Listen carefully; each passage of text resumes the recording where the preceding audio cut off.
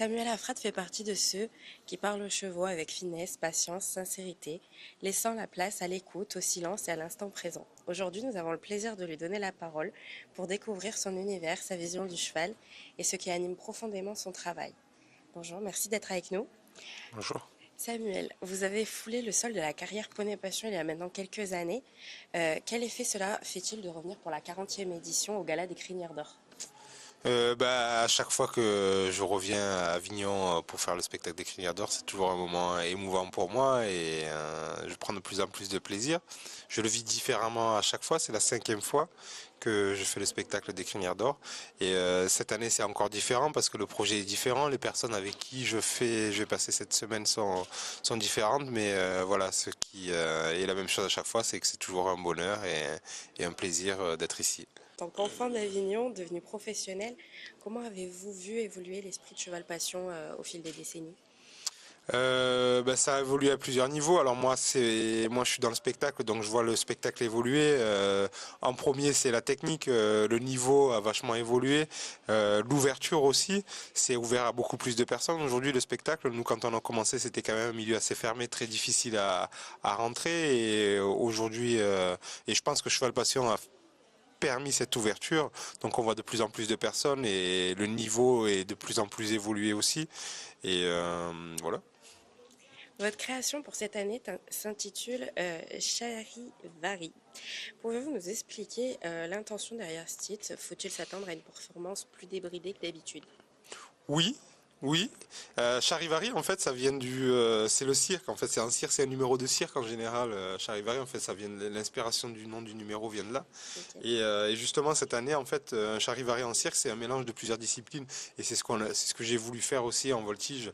Et quand vous me demandez si c'est débridé, oui, parce que j'ai des idées depuis plusieurs années que j'ai du coup, je me suis permis d'intégrer à ce numéro cette année.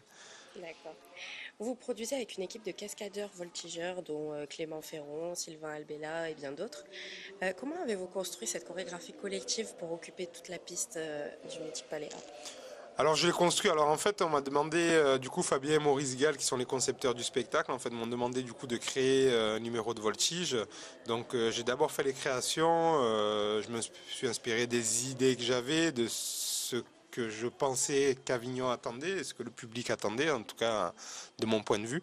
Et ensuite, j'ai recruté les artistes par rapport à ce que j'avais envie de faire, par rapport à leur talent évidemment équestre et surtout par rapport à l'affinité que j'ai avec eux. Donc c'est des gens que j'apprécie en tant qu'artiste mais surtout en tant que personne. Et c'est ce qui pour moi crée l'unité du numéro et fait que ça se passe bien. Super. Qui sont vos mentors dans le milieu et comment leur héritage se reflète-t-il dans votre numéro actuel? Alors des mentors j'en ai énormément en fait, hein. Je dirais que dernièrement les personnes avec qui j'ai le plus échangé, qui m'ont ouvert les yeux, je dirais que c'est Jean-François Pignon Mhm. au niveau de la lecture du cheval. Frédéric Pignon et Magali Delgado, j'ai passé aussi pas mal de temps avec eux quand ils étaient aux États-Unis. C'est là d'ailleurs que j'ai rencontré Caleb qui fait partie du numéro, qui vient des États-Unis spécialement pour Cheval Passion et qui fait partie du numéro.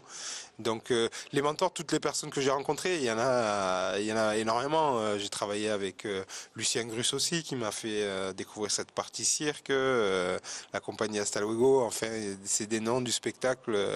Et donc je pense que tous en fait toutes les personnes que j'ai croisées ont fait de moi ce que je suis aujourd'hui.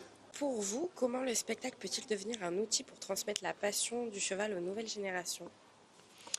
Alors comment peut devenir un outil? Le spectacle, le truc, c'est que c'est quand même assez subjectif. Donc ce qui va plaire à certaines personnes ne va pas forcément plaire à d'autres.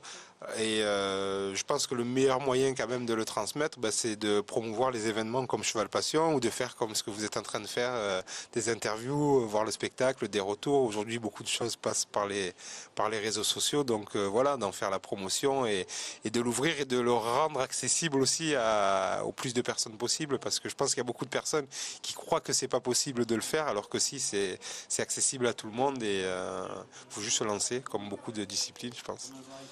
Quelle est la figure ou le moment de votre numéro qui, selon vous, fera vibrer le plus fort le public des Crinières d'Or?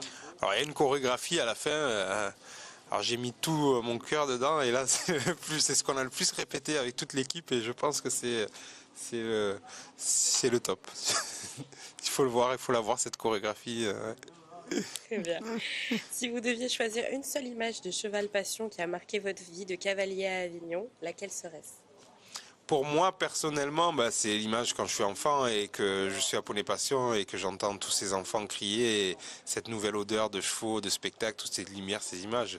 Mais ça, c'est pour moi, moi personnellement, et c'est ce qui revient, c'est les émotions qui reviennent à chaque fois que je reviens à Cheval Passion. Merci beaucoup de nous avoir accordé votre temps pour cette interview. Bah, de rien, merci à vous. Merci.